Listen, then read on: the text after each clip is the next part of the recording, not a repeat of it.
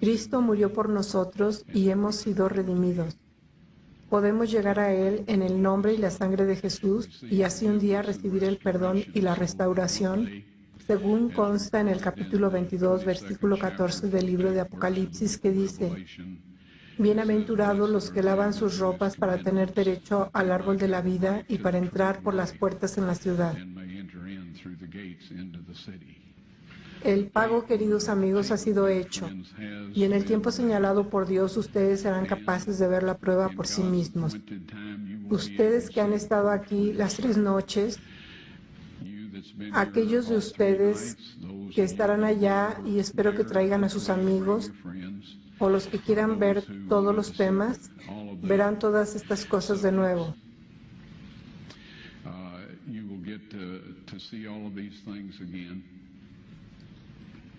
Pero lo que quiero que recuerden sobre todo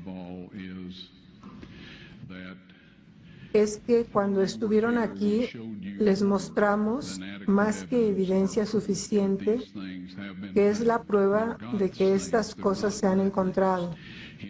Son cosas de Dios, no son mis cosas. Él me permitió hacer estas cosas, amigos, porque soy un hombre simple.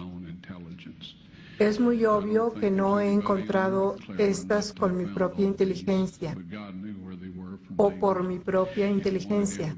Yo no creo que haya nadie en la tierra lo suficientemente listo para encontrar todas estas cosas, pero Dios sabía dónde estaban desde el primer día y Él quería que todos los vieran. Dios ha elegido un momento en que Él mostrará su prueba al mundo de que su Hijo murió por nosotros y que se registra en 1 de Timoteo 2, versículos 5 y 6. Dice: porque hay un solo Dios y un solo mediador entre Dios y los hombres, Jesucristo hombre, el cual se dio a sí mismo en rescate por todos, de lo cual se dio testimonio en su debido tiempo. Esto sucederá, recuerden esto, y por favor, amigos, no permitan que ese maravilloso sacrificio sea desperdiciado de parte de ustedes.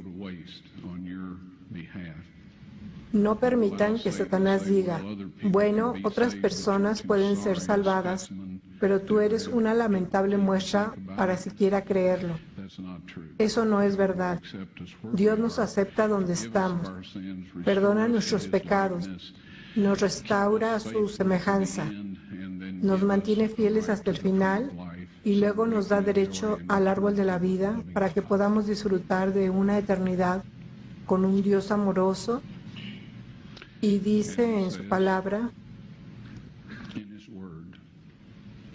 ¿qué más podría haber hecho en mi viña?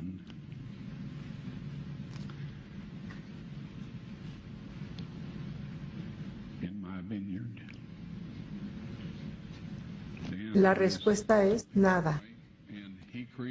Él creó el universo, Él sabe lo que no se puede tolerar en Él, y es aún un hogar perfecto para todas las criaturas de Dios. No vamos a tener que hacer eso nunca más.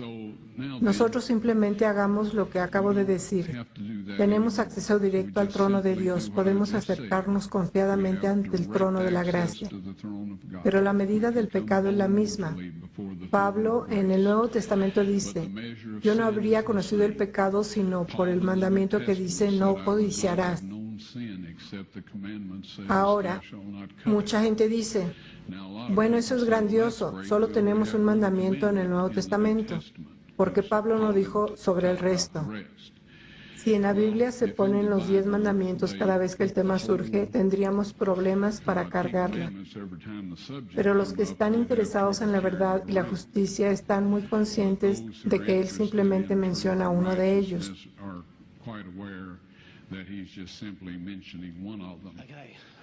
Pregunta: se trata del día de reposo. ¿Cómo puedo encontrar una manera de saber que el sábado es en realidad el sábado en este día y edad, el mismo sábado que Jesús observó en su tiempo? Esta es una pregunta excelente. Después de hacer su pregunta, si vuelven a tomar su asiento, puede que se acelere un poco las cosas. Usted podrá escucharme. La forma en que lo sabemos es que no han habido cambios en el calendario que no hayan sido tomados en cuenta, y ningún cambio ha involucrado el orden o secuencia de los días de la semana. 10 días o 15 días han sido quitados, pero ningún cambio en el orden o secuencia de los días de la semana. Así que usted puede estar absolutamente seguro de que el séptimo día de nuestra semana, en el momento actual, es el mismo ciclo en que Cristo adoró cuando estuvo aquí en la tierra. Gracias, muy amable. Señor, entiendo que usted vio el arca de la alianza con sus propios ojos y suponiendo que usted compartió esto con el gobierno de Israel, ¿cómo es que están tan callados sobre esto? Lo escucho de ustedes, pero yo no he oído nada del gobierno judío. ¿Por qué están tan tranquilos al respecto? Bien, gracias, muy amable. La verdadera razón por la que están tan tranquilos es que en 1 de Timoteo capítulo 2, verso 6 se dice que va a suceder en el momento oportuno, ¿ok? No es el tiempo de Dios. Ahora el gobierno de Israel me ha dicho que puedo decir mi historia del Arca del Pacto porque hay otras en las que se encontraba en Etiopía, en el Monte Nebo, en el Monte del Templo y otros lugares. Así que la mía es solo otra historia. Lo que me han pedido no hacer es mostrar una prueba fotográfica hasta que ellos ideen alguna forma de hacer esto público sin causar un baño de sangre. Todos nosotros estamos familiarizados con la, digamos, explosiva situación política religiosa que existe en Israel, pero te aseguro que en cuanto Dios esté listo para que pueda ser demostrado, el gobierno de Israel estará listo para que sea mostrado. Gracias, señor. Buenas preguntas. Entiendo que usted tuvo un encuentro con un ángel en forma humana. ¿Nos puede contar sobre ello, por favor? Que tuve un encuentro con un ángel. He tenido varios. De hecho, que yo sepa hasta hoy, 16. Les voy a contar la historia más corta. Un día estábamos trabajando en nuestra excavación en el Arca de la Alianza y un hombre vino, observó por unos minutos y preguntó si podía ayudar. Le dije, seguro, así que se estaba llevando baldes y haciéndome preguntas al igual que todos ustedes esta noche. Y yo estaba haciendo mi mejor esfuerzo para responder como estoy esta noche. Él dijo, me gustaría que pudiera venir a nuestra escuela. Dijo, estoy tomando un curso de religión, deseo que usted pudiera venir a hablar con nosotros. Y yo dije, lo haré con gusto. Solo escoge un día o noche y hazme saber e iré. Así que dijo, si me disculpa un momento, voy corriendo a llamarlos. Así que llamó, dijo que la noche del miércoles, dije, está bien. Así que la noche del miércoles salí un poco más temprano, fui a asearme, tenía alquilado un auto chocado y me dirigí allá con las instrucciones que me habían dado. Él dijo, toma a la izquierda en esta calle, a la derecha en esta calle, a la izquierda en esta calle y estamos en la casa número tal y tal. Bueno, fui a la calle donde yo tenía que girar a la izquierda, tomé a la izquierda en la misma. No pude encontrar la que diera a la derecha, no había ninguna señal. Yo iba y venía en busca de la señal 5 o 6 veces y no la encontré. Dije, Señor, si quieres que hable con esta gente vas a tener que ayudarme. No he podido encontrar la calle. Ya había vuelto hacia la ciudad y me dije, voy a dar la vuelta de ida y vuelta una vez más y si yo no la veo, no hay nada que podamos hacer al respecto. Y regreso al hotel. Así que me di la vuelta y ahí estaba este hombre pequeño y viejo, tambaleante, caminando por la curva al borde de la acera. Se tropezaba en la calle en el otro sentido. No estaba borracho. Era simplemente un hombre viejo y yo no lo había visto antes. Pero decidí que si yo no lo ayudaba, él se iba a matar. Así que me detuve y le dije, Señor, ¿puedo llevarlo a alguna parte? Alguien va a atropellarlo. Él dijo, sí puede, muchas gracias. Y yo le dije, bueno, ¿a dónde quiere ir? Él dijo, quiero ir a una tienda al pie de la colina hasta allí. Usted solo dígame dónde dar vuelta. Yo había renunciado a esta otra cosa y yo le llevaré allí. No le dije eso, solo lo pensé. Y así dijo. De vuelta aquí, cuando avanzamos por la calle un poco y era una calle de la carretera sin señalización. Soy un poco lento, así que usted sabe, descendimos de la colina. Él dijo, este es el lugar. Me detuve y él salió. No había una tienda ahí, pero estaba bardeado. Había hierbas y arbustos que crecen y no se había utilizado por lo menos durante 10 años, quizá más. Y yo dije, aquí es donde usted quiere ir, señor. Y él dijo, ¿sí qué es? Yo le dije, bien. Así que salió por la puerta y estos autos alquilados son residuos que no tienen aire acondicionado, así que tenía 2 ventanas abiertas. Cuando cerró la puerta, metió de nuevo la cabeza por la ventana de atrás y dijo, el joven que busca está a la altura de esta calle en la parte superior de la colina. Vaya hasta la puerta y es la primera casa a la derecha. Miré hacia atrás para dar las gracias, pero no había nadie. Tuvimos una reunión real esa noche. Pregunta. Ron, me gustan mucho sus seminarios. Gracias. Iba a hacer 2 preguntas que ya ha contestado, pero tengo una más. Volviendo a la primera noche sobre el Arca de Noé, ¿cómo cabían los dinosaurios en ella? Ahora hay una teoría, la teoría de Gap. ¿Ha oído de ella? He oído hablar de ella. Bien, hay una teoría Gap modificada y sugiero que investigue porque la teoría Gap, como se ha explicado, es inexacta.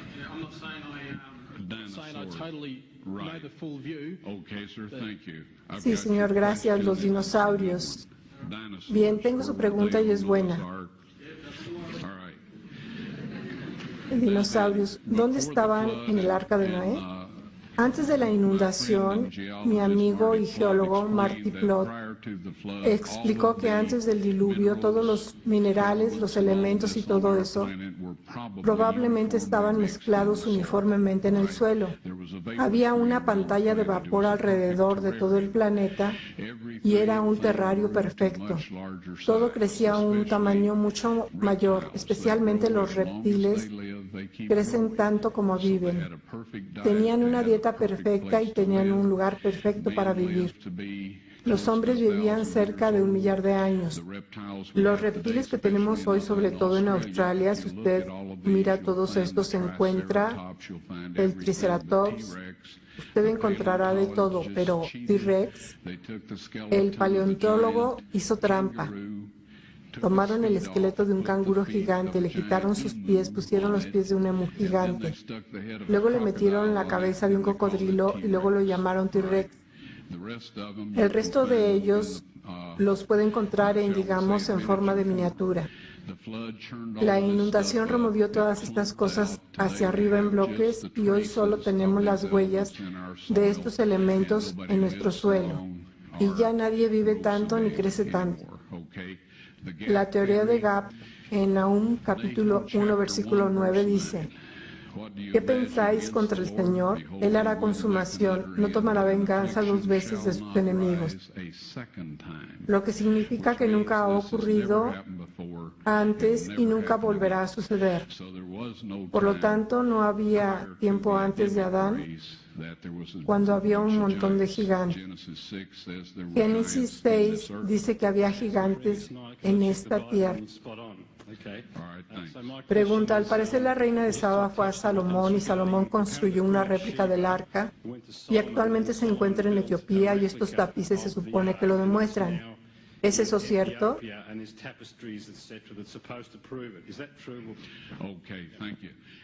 Gracias. Y me gustaría decirle, señor, que he apreciado sus 3 preguntas. Han sido buenas y estoy especialmente contento de tener un poco de respuestas bíblicas para todas ellas. Ahora, esta también. Bien. Y la responderé brevemente. La historia es que este hijo de la reina de Saba, Melnix, si lee, depende de qué libro lea, hay 2 historias. Básicamente pidió a su padre Salomón hacer una copia del Arca de la Alianza para que pudieran adorar a Dios en Saba, como lo adoraban en Jerusalén.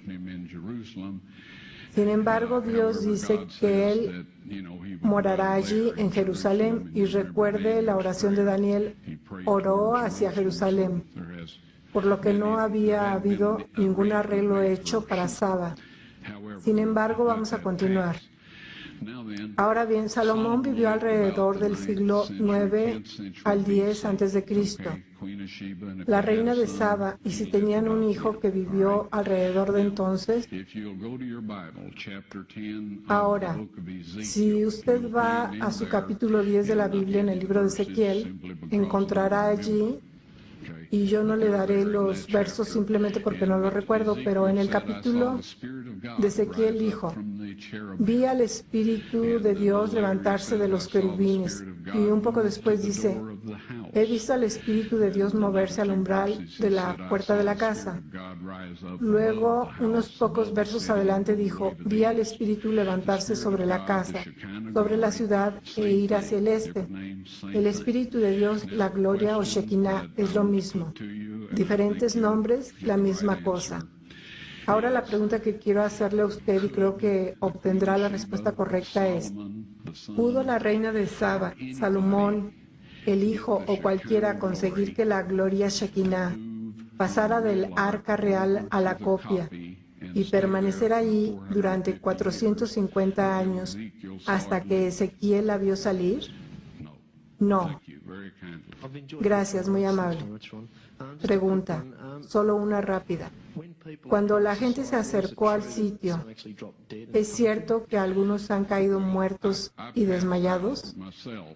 Bueno, yo me desmayé cuando me di cuenta que estaba sentado justo enfrente del arca del pacto y la sangre de Cristo había caído sobre ella. Pero desde entonces los israelíes decidieron que querían moverla de este lugar. Esta se encuentra en territorio ocupado y las Naciones Unidas y todos los demás están tratando de obligarlos a dar todo esto a Yasser Arafat. Si usted me pregunta, es más que locura temporal. De todas las personas en esta tierra que no merecen tener el control de Jerusalén, son ellos sobre todo. Usted sabe, no estoy preocupado por el Arca de la Alianza. Los 4 ángeles pueden hacerse cargo de Arafat y también de todo aquel que él pueda poner en una fila. Pero yo no quiero ver esto devuelto a esas personas. Bendecimos sus corazones, los amo, ruego por ellos. Pero la religión que aprendieron desde la infancia no es propicia para el buen manejo de las cosas preciosas. Ellos arrancaron los rollos del Mar Muerto en pedazos y cada uno tomó un trozo. Aquí, tío Charlie, eso es tuyo. Aquí, Ahmed, eso es tuyo. Y usted sabe, tomó años para volver a reunirlos. Ahora, ¿cuál era su pregunta?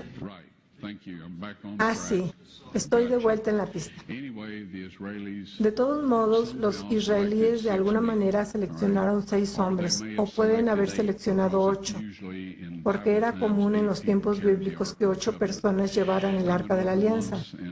Me acerqué, como es mi costumbre, les pregunté si había algo que yo pudiera hacer por ellos, porque tengo algo de electrónica y puedo ayudarles a encontrar las cosas, para así averiguar si algo está en una cueva antes de abrirla, lo que sea, o bajo una construcción. Así que esta vez pregunté: ¿hay algo que pueda hacer para ayudarles? Dijeron: sí, probablemente. Me reuní con ellos por la noche a la entrada del túnel del Arca de la Alianza. Es de 370 pies de largo.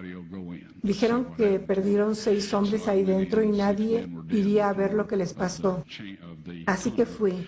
Los 6 hombres estaban muertos en el piso del túnel. Tenían los ojos en esta dirección, lo que significa que habían sufrido hemorragias masivas en los 2 hemisferios del cerebro.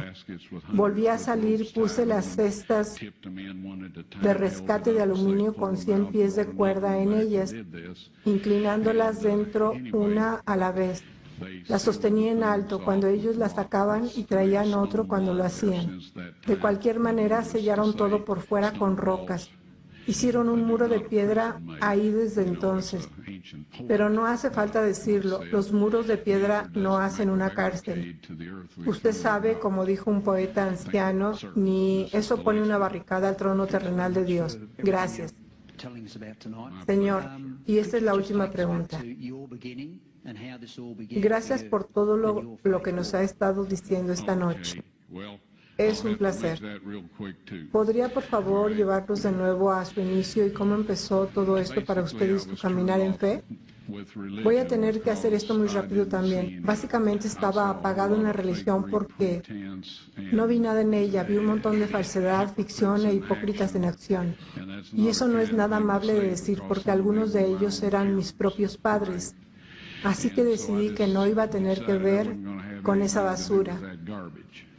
Así más tarde me hice veterano de la Guerra de Corea y estuve a punto de perder la vida.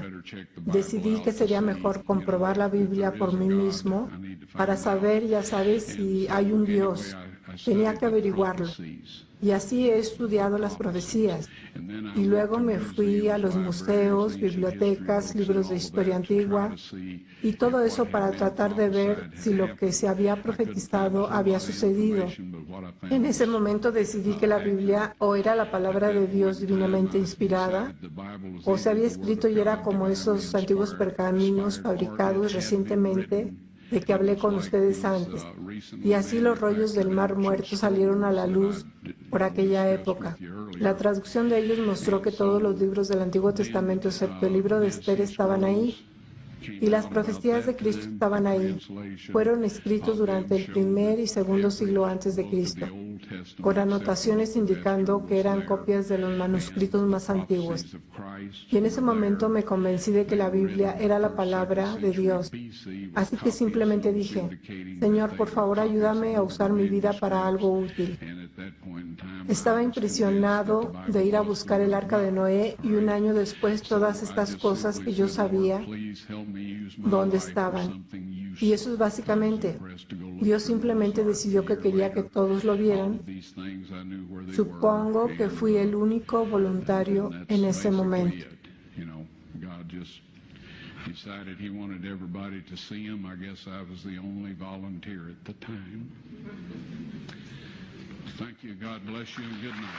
Gracias. Dios los bendiga y buenas tardes.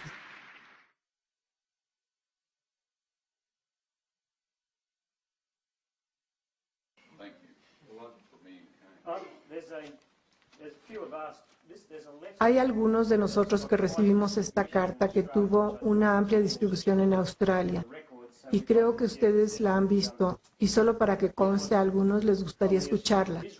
Vino de la Autoridad de Antigüedades de Israel. Voy a empezar desde el principio.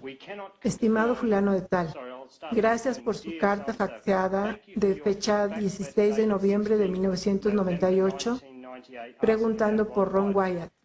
No podemos confirmar sus hallazgos si no tenemos información sobre ellos. Ron Wyatt nunca ha recibido una licencia de la Autoridad de Antigüedades para excavar en Israel.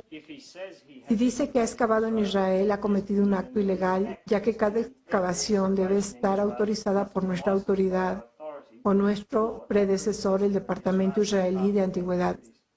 Los hallazgos arqueológicos legítimos se publican en revistas profesionales o por universidades y por otras reconocidas instituciones científicas. Atentamente, Oslat Boaz, portavoz del Departamento de Información Educativa.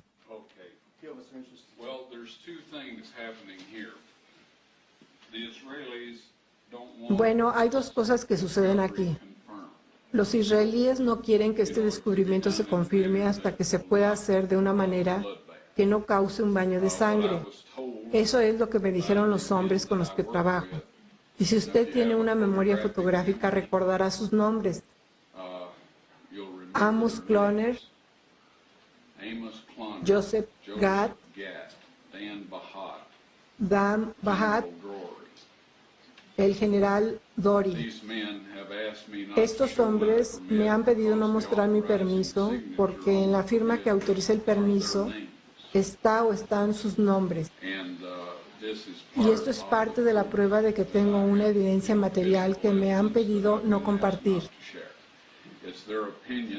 Es su opinión que si el pueblo entero de Israel sabe que el Arca de la Alianza se ha encontrado, que querrían construir un templo para albergarla.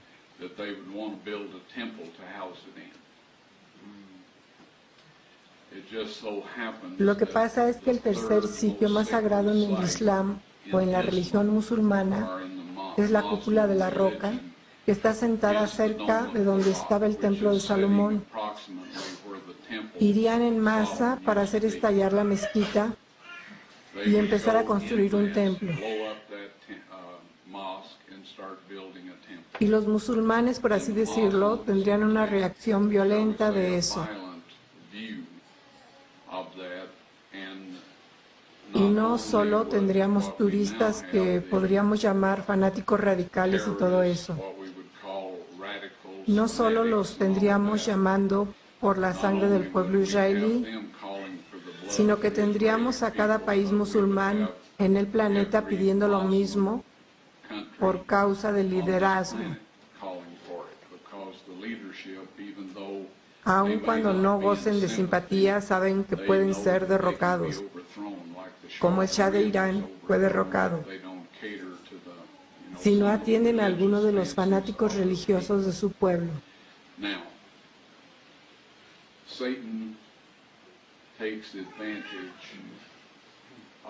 Ahora, Satanás se aprovecha de este tipo de situaciones. Si toda esta excavación que fue hecha en un lugar muy público la hubiera hecho sin un permiso, les aseguro que yo hubiera estado en la cárcel. Mostramos el video de la excavación y vamos a volver a mostrarlo esta noche.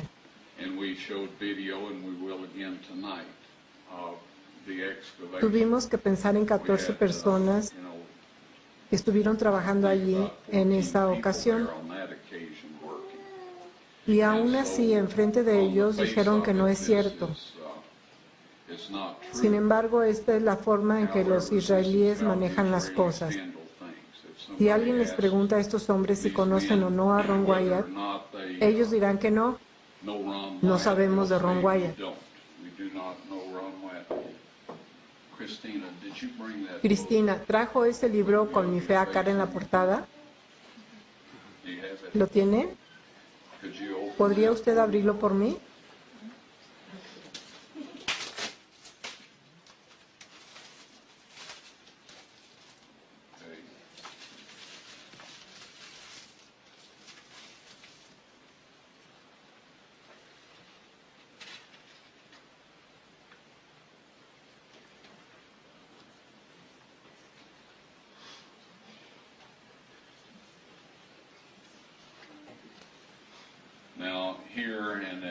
Ahora aquí, y si Cristina es tan amable de dejarlo donde ustedes puedan mirarlo un poco, este es el hombre que estuvo a cargo de las antigüedades de la zona de Jerusalén durante el tiempo que llevamos a cabo nuestra excavación.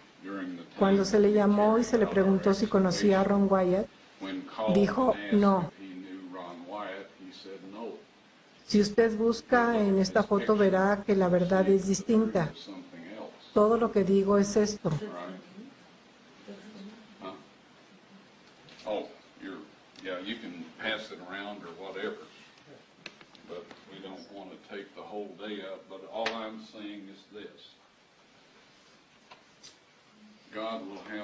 Dios presentará todo esto. Las tablas de piedra, el arca de la alianza se presentará en el video, porque la sangre de su Hijo en ese asiento de la misericordia es su prueba en este mundo de que su Hijo murió por nosotros. Y en 1 de Timoteo, capítulo 2, versículo 6, dice, el cual se dio a sí mismo en rescate. Un solo Dios y un solo mediador entre Dios y los hombres, Jesucristo hombre, el cual se dio a sí mismo en rescate por todos para ser testificado o se muestre la prueba a su debido tiempo. Así que hasta que llegue su debido tiempo, si lo que la Biblia dice acerca de la sangre de Cristo produciendo el testimonio en la tierra y todo eso no le convence, entonces no hay nada que yo pueda hacer. Usted sabe, eso es entre usted y Dios. Y creo que este es un tiempo de prueba para aquellos que profesan seguir a Dios. Recuerda que Cristo tenía grandes multitudes que le seguían por todas partes a donde Él fuera y un día les dijo, ustedes deben de comer de mi carne porque es verdadera comida y ustedes deben beber de mi sangre porque es verdadera bebida. Y dijo que muchas personas dejaron de seguirlo porque era un dicho duro. Él sabía de toda esa gente allá afuera a través del poder del Espíritu Santo.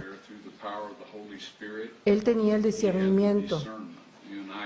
Usted y yo podemos tener eso. Él no usó nada que no tengamos acceso el día de hoy. Si esas personas hubieran permanecido y lo hubieran pedido como sus discípulos frecuentemente hacían, después de que hiciera una declaración que fuera, ya sabe, un poco más claro, Él les habría dicho exactamente lo que había querido decir, pero no se molestaron en permanecer alrededor. Habían visto todos los milagros, habían comido probablemente algo del pan y de los peces que habían sido provistos milagrosamente. Pero cuando vino algo duro, se fueron. Ahora, cuando usted comparte estas cosas con algunas personas, le lanzarán esta carta en la cara.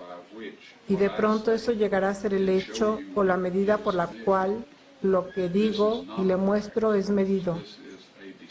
Estos no son los hechos, amigos. Esto es un engaño. Se trata de una tergiversación de los hechos.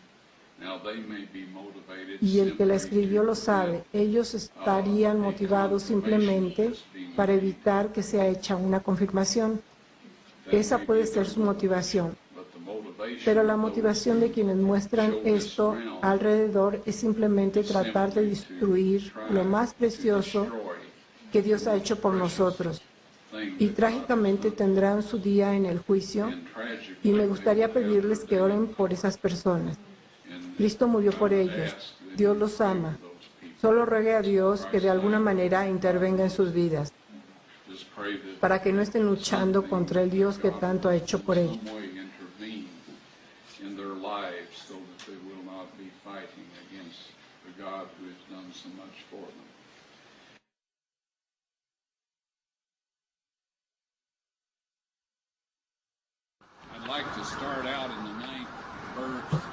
Me gustaría empezar en el 9º verso de Judas.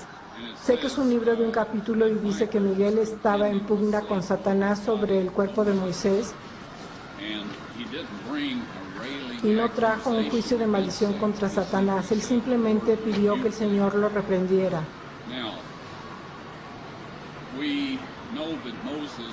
Ahora sabemos que Moisés fue resucitado porque apareció con Cristo en el monte de la Transfiguración.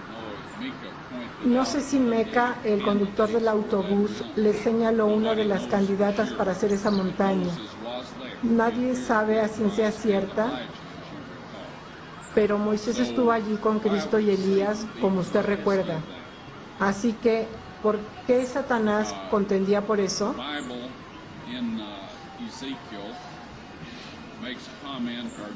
La Biblia en Ezequiel hace un comentario, o Jeremías creó, sobre lo que sucedería. Y continúa diciendo, voy a luchar con el que contiende contigo y salvaré a tus hijos. Por supuesto, esta es una promesa muy valiosa para nosotros. Ahora Moisés había pecado y murió. No había sido comprado por precio. Había participado en el sistema de sacrificios de sangre del antiguo pacto.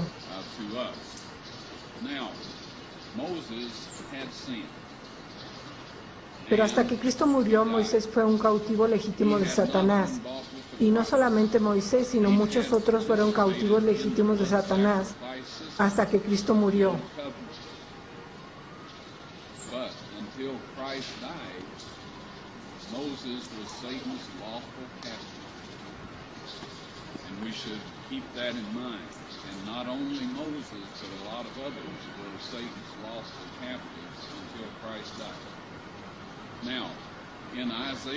Ahora en Isaías 26:19 dice, tus muertos vivirán, sus cadáveres resucitarán.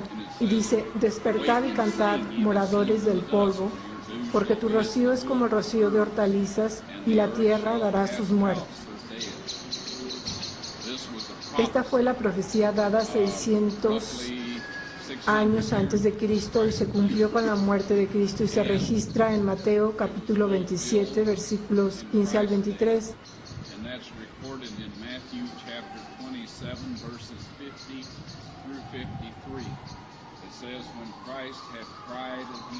Dice que cuando Cristo clamó otra vez antes de morir, el velo del templo se rasgó en dos, de arriba abajo. Eso significó el fin del sistema de sacrificios de sangre. El lugar más santo se expuso a la vista de todo aquel que pasara por enfrente de las puertas del templo. Y dice que él haría que el sacrificio y la oblación cesaran. Ahora bien, se dice que la tierra tembló y las rocas se partieron y se abrieron los sepulcros, y muchos de los santos que estaban durmiendo se levantaron. Y cuando él se levantó, ellos se levantaron y entraron a la ciudad santa y fueron vistos de muchos. Aquí es la ciudad santa, pero por supuesto que esa edad de la ciudad ha sido destruida. ¿Pasaron ustedes a través de la puerta de Damasco cuando vinieron? ¿No? Allá abajo está la puerta original de la época romana. Se ha excavado y se puede ver eso. Tienen libros con fotos de todas las cosas que usted no ha tenido la oportunidad de ver. Esa gente pasó por esa puerta a la ciudad hacia sus muy sorprendidos parientes, estoy seguro. ¿Y qué pasó entre el momento en que Miguel estaba allí para resucitar a Moisés y el momento en que muchos de los santos que dormían resucitaron? Durante cientos de años la sangre de los animales era rociada sobre el propiciatorio del trono de Dios en la tierra. Si leemos en el Éxodo y Levítico, Moisés recibió instrucciones para hacer una réplica terrenal de la sala del trono de Dios. Recuerde, Dios dijo, ve que lo que hagas sea según el modelo mostrado en la montaña. Así que Dios tiene un trono en el cielo, pero Él tiene un trono terrenal aquí. Y en ese trono terrenal, en la presencia de la gloria brillante, la sangre de estos animales, que representaba a Cristo como nuestro portador de pecado, era rociada. Ahora, 600 años antes de que Cristo iba a ser crucificado, el ejército de Babilonia venía bajando desde el norte para destruir Jerusalén, y algunos hombres piadosos fueron guiados por Dios para llevar el arca de la alianza y los otros muebles del templo y esconderlos en una cámara de la cueva de este acantilado que usted acaba de pasar, el que tiene el cráneo, la cara del cráneo en el mismo. Los tenía que esconder debajo de allí. 600 años más tarde, los romanos eligieron un punto directamente encima del lugar donde estaba el arca de la alianza y cortaron los agujeros para la cruz en la roca de esta cantera, no en el cerro, donde a la mayoría de nosotros se nos ha enseñado.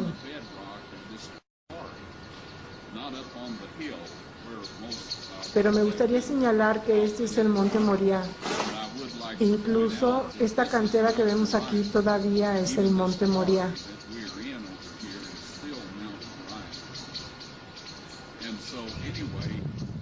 Había 20 pies de piedra caliza sólida, dolomita. Es muy dura. Es por eso que aún está intacta. El puente de la nariz tiene un grado de dureza de 8 y es por eso que no se erosionó y que ha estado ahí por 2000 años. No hay ninguna razón para creer lo contrario. Cuando la tierra tembló y las rocas se partieron, Dios partió la escarpa completa. Y habrá un momento en que podemos demostrarle a usted que eso abrió una grieta en el lateral izquierdo del agujero de la cruz y hacia abajo a la cámara donde estaba el arca del pacto. El vaso humano se encuentra bajo la quinta costilla del lado izquierdo Y si se quiere buscar la quinta costilla en la Biblia, usted encontrará que fue donde la gente hirió a algunos para matarlos. Cuando José de Arimatea fue a Pilato y le pidió el cuerpo de Jesús, los soldados se sorprendieron de que él ya había muerto. Pilato se sorprendió de que ya estaba muerto y le dijo a este soldado romano que fuera para asegurarse de que ya estaba muerto y luego le diera su cuerpo a este hombre. El soldado romano golpeó a Cristo con un golpe de muerte cuando él metió la lanza en el vaso. Ahora, en una persona viva y sana, el vaso retiene entre 2 y 3 unidades de sangre. Se trata de un reservorio. Es una reserva de emergencia. Cuando le asusta o se enoja, se contrae. Es un músculo liso que añade esa sangre extra dentro de su circulación para que le dé mayor energía, ayuda a pensar más rápido y todo esto. Pero cuando una persona muere, el vaso se hace flácido y retiene entre 3 y 4 unidades de sangre. La sangre es una mezcla, no es una solución. Una solución puede asentarse en un estanque durante años y seguirá siendo la misma. Una mezcla se separa al salir de su agitación. En el caso de la sangre, cuando el corazón deja de bombearla para que circule, comienza a separar las plaquetas que flotan a la superficie y el suero se mantiene en la parte inferior. Y luego muy rápidamente, después de eso, se separan y se coagulan.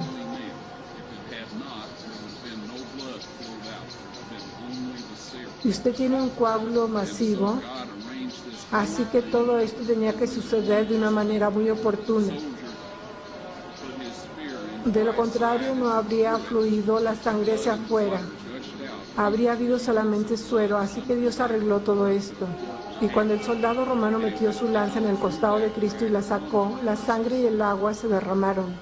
De 2 a 3 unidades de sangre, algo así como un cuarto a un cuarto y medio, escurrió a través de esa grieta hasta el asiento de la misericordia. En ese mismo instante, todas las personas que habían muerto bajo el antiguo sistema de sacrificio habían sido compradas por precio.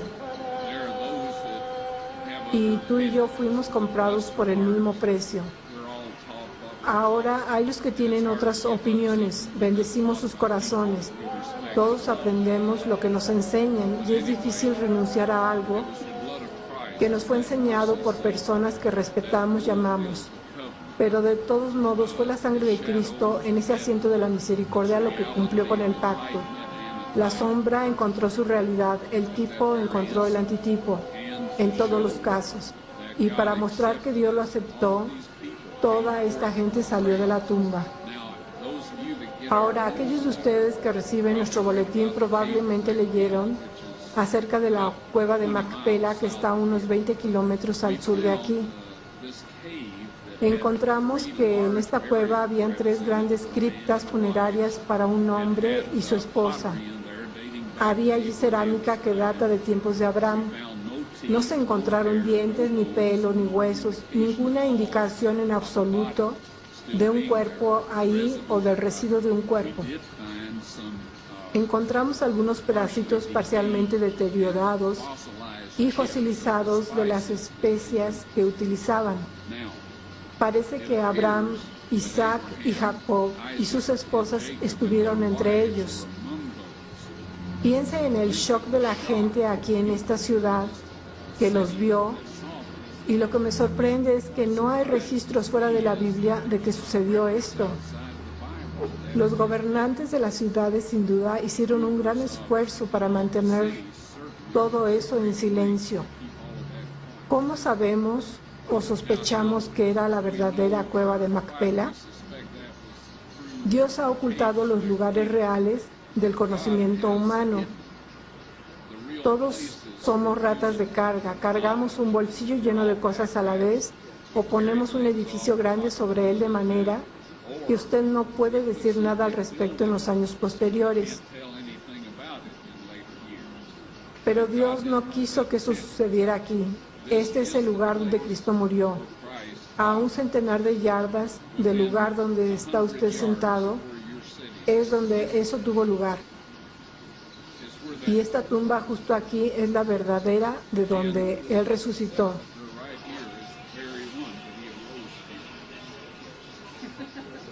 Esta es la entrada al cielo, mis amigos. Jacob, cuando tuvo su sueño, estaba solo un poco más al norte de aquí y tuvo su visión y dijo que vio ángeles ascendiendo y descendiendo. Dijo que este lugar no es otra cosa sino la puerta de entrada al cielo, y te aseguro que eso es lo que es.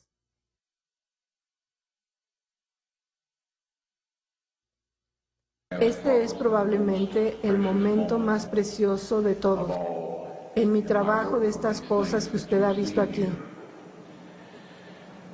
Yo estaba en Carolina del Norte una tarde o noche y la gente acababa de ver el video y estaban haciendo preguntas y alguien preguntó, ¿acampa cuando está trabajando en estos proyectos? Y yo le dije, no, yo estuve en el ejército donde conocí todos los camping que yo quería y no tengo intención de volver a hacer eso otra vez.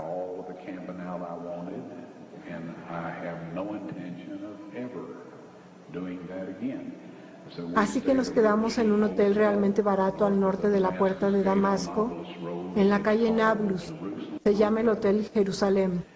Y un poco después alguien preguntó, ¿y cuándo vas a volver? Y yo dije, a mediados de septiembre. Me reuní con todos mis ayudantes en quien yo sabía que podía confiar y nos fuimos.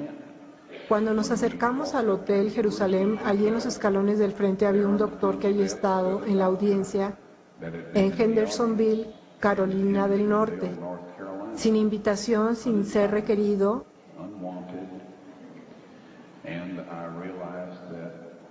Y me di cuenta de que había gastado todo ese dinero para llegar allá a trabajar en esto, pero no pude porque este hombre no podía ser de fiar, pues de lo contrario, por lo menos habría preguntado antes de presentarse.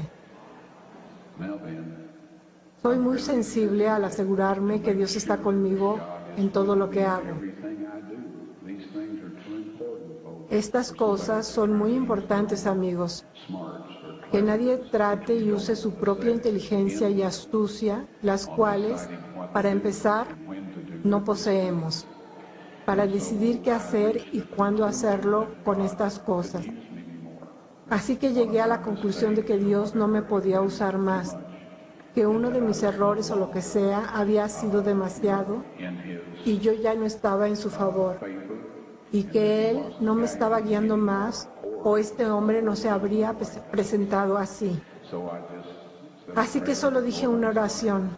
Señor, lo siento, sabía que en primer lugar yo no era digno de hacer estas cosas. Te doy las gracias por permitirme hacer tanto. Y si puedo ser de alguna ayuda a la siguiente persona, voy a estar contento de hacerlo. Nunca he estado más deprimido en mi vida. Y he estado en algunas situaciones bastante deprimentes. Vi el arca del pacto, el asiento de la misericordia y todo eso, y después ya no le era más útil a Dios. No podía continuar. Decidimos limpiar el jardín de la tumba de un montón de basura y material que había acumulado a lo largo de los años. Si quiere ver dónde fue sepultado Cristo, vaya, mire la tumba del jardín. Ahí es el lugar.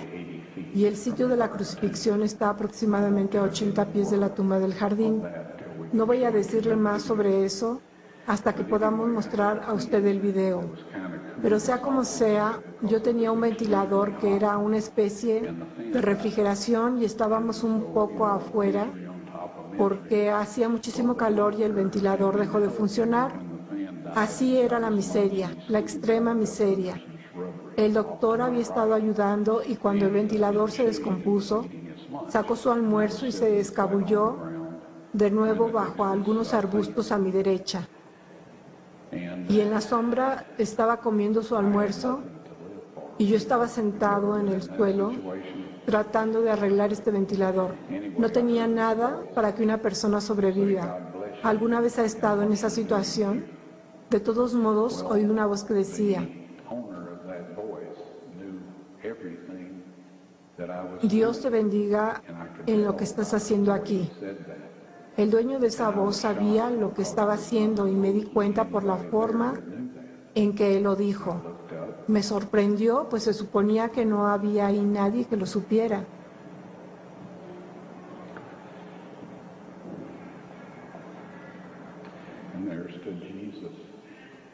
Y levanté la vista, y allí de pie estaba Jesús. No estaba teniendo un sueño o una visión, porque después el doctor miró hacia arriba y dijo, Ron, ¿cree usted que hemos estado hablando con un ángel? Jesús lucía alto, de cabello oscuro, barba oscura, ojos castaños oscuro, tez más bien brillante para el pelo oscuro y ojos oscuros, y la más amable expresión que he visto en mi vida.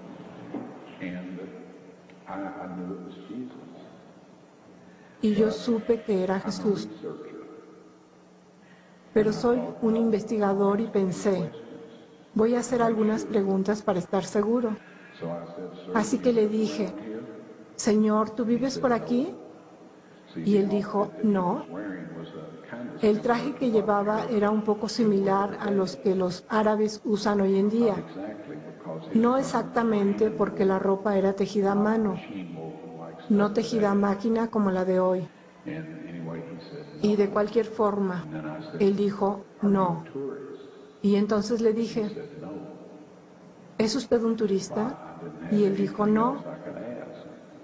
No sabía qué más preguntarle, así que solo me senté ahí y le miré. Y entonces él dijo, estoy de camino desde Sudáfrica a la Nueva Jerusalén.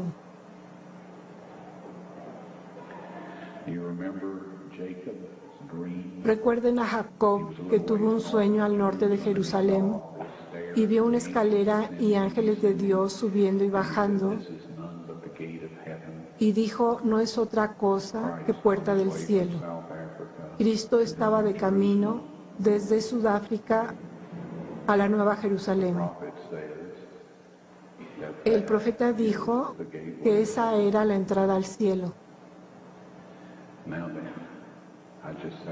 Me quedé sentado allí porque no sabía qué decir. Estaba totalmente mudo. Ni siquiera estaba seguro de estar respirando para entonces. Él volvió a mirarme con esa expresión amable y dijo, Dios te bendiga en lo que estás haciendo aquí.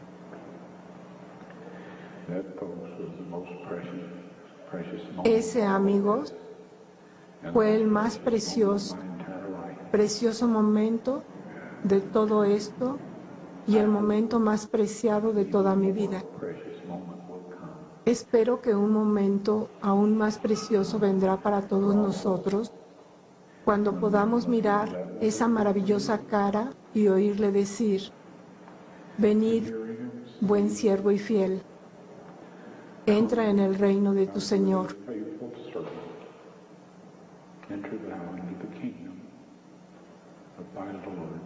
Dios ha hecho todo lo divinamente posible para salvarnos, amigos.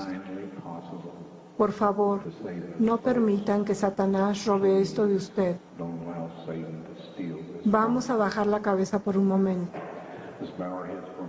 Amado Padre Celestial, te damos gracias por lo que has hecho por nosotros. Te damos gracias porque nos amas. No sabemos por qué lo haces, pero lo apreciamos. Te pedimos que por favor bendigas a todos aquí esta noche, porque solo tú eres sabio, poderoso y tienes el cuidado suficiente para hacerlo.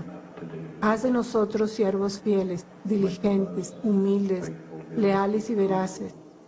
Ayúdanos a levantar a Jesús de tal manera que los demás se sientan atraídos por Él y se salven. Y por favor, no permitas que nadie se pierda y puedes utilizarnos en cualquier forma para ayudarlos a que se acerquen a ti y sean salvos.